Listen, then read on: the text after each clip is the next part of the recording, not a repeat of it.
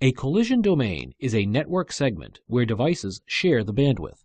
A hub is a Layer 1 device. This means it does not use any addressing logic. A hub broadcasts all frames. It sends all frames to all devices it is attached to. All the frames sent to a device attached to a hub are received by all devices attached to the hub. The receiving device checks if the frame is addressed to its MAC address. If it is not, the device discards it. All the links attached to a hub form one collision domain. The topology on the right circles the collision domains. You can see that the hub and all the devices attached to it are in one collision domain. In contrast, the connection between the switch and the router is in its own collision domain. In the next slide, let us focus on collision domain switch. A switch is a Layer 2 device and it bounds a collision domain. Switches are different from hubs. Frames sent to a device and attached to a switch are received by the intended device only. Each switch port is its own collision domain. Note in the topology to the right how the switch divides the network into more collision domains compared with the hub. A router is a Layer 3 device and it bounds broadcast domains. Let us discuss this in the following slide.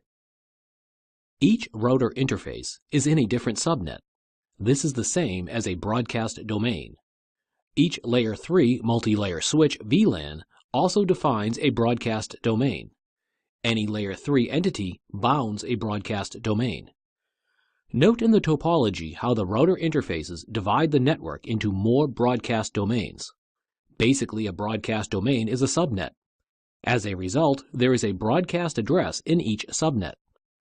In the following slide, let us discuss the considerations for collision and broadcast domains.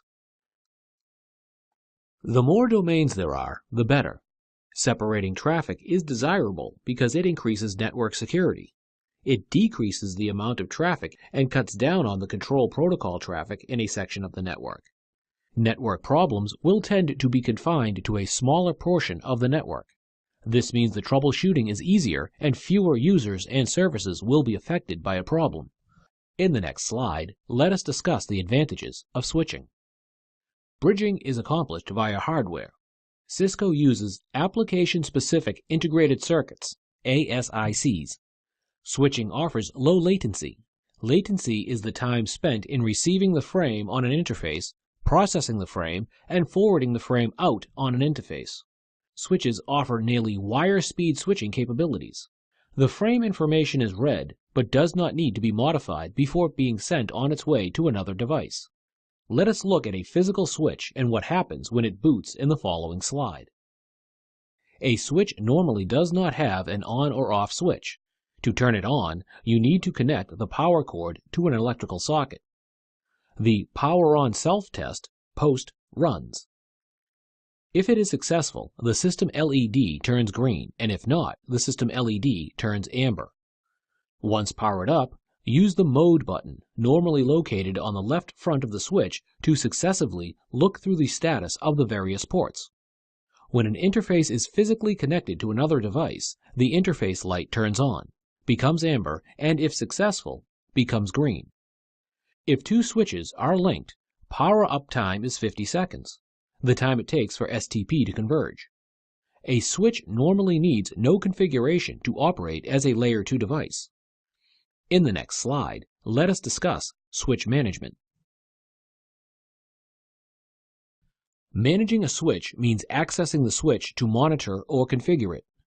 To manage a switch, it must be accessible through Telnet or SSH. This means that it requires an IP address. This requires a Layer 3 interface, called a Switch Virtual Interface, SVI. Each Layer 2 switch has one SVI, by default set to VLAN 1. Take some time to study the command on the slide to configure the address. Like a PC, a Layer 2 switch needs a default gateway. That is a way to get to the router interface that will service its routing needs. The command for the default gateway is displayed on the screen. In the next slide, let us focus on switch functions. Switches perform three functions. It learns Layer 2 addresses of attached devices. For Ethernet, it learns the Media Access Control MAC address of the attached devices. This information is maintained in the MAC address table, also called the Content Addressable Memory CAM table. It forwards or filters Layer 2 frames. It uses Spanning Tree Protocol, STP, to prevent loops from forming in the Layer 2 domain. STP allows redundant links and devices to be used without looping. Let us discuss MAC address table in the next slide. Whenever a frame is received, the switch looks up the source MAC address in the MAC address table. If it is not found, the source MAC address and the source port are added to the MAC address table, along with the associated Virtual Local Area Network (VLAN) and address type. Use the Show MAC Address Table command to show the MAC address table. Depending on the iOS, the command can have a hyphen between the words MAC and address. In the next slide, let us look at the output. The table on the slide lists the MAC addresses in order by VLAN. The first entry shows a MAC address that belongs to the CPU. It is static because it was not learned and cannot be changed. Let us look at the last entry. The table says that MAC address 0000.0000.0022, which belongs to VLAN 2, can be reached by exiting interface FA022. So how does a switch forward out an interface? Let us discuss this in the next slide. When the switch receives a frame, it looks up the Layer 2 destination address in the MAC address table.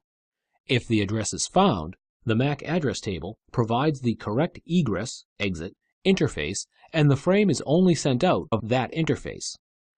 If the address is not found, the switch floods the frame. It sends the frame out of all active interfaces with the same VLAN except the interface on which it was received.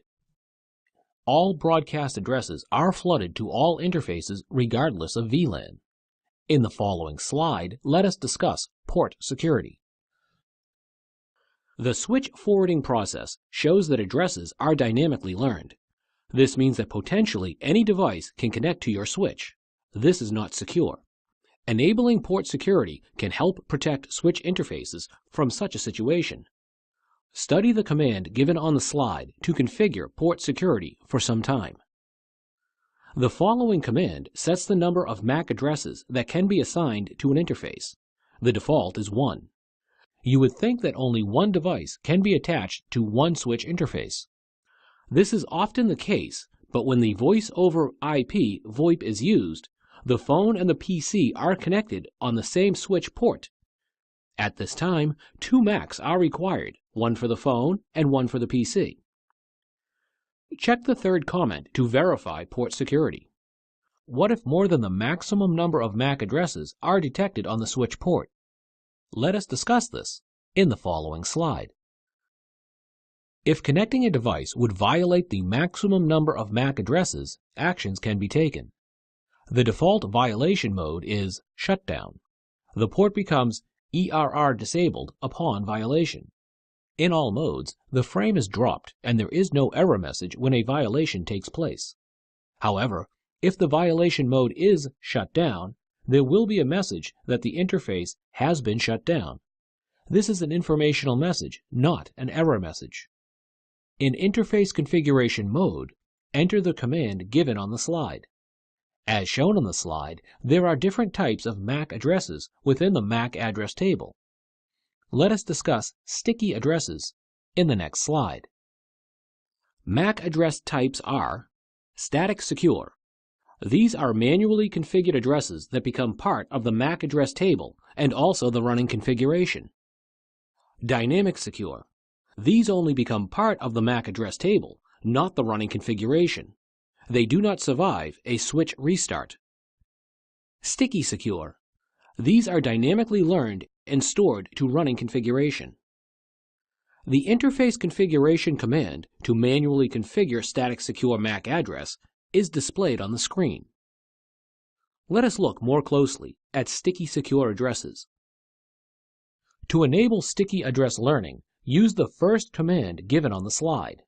This has 2 effects. The MAC addresses learned become static secure addresses. When you show the MAC address table, the type will be static. The sticky addresses also become a part of the running configuration. If after defining sticky addresses you disable sticky learning using the second command given on the slide, the sticky MAC addresses are converted to dynamic secure addresses. Let us move on to the quiz questions to check your understanding of the topics covered in this lesson.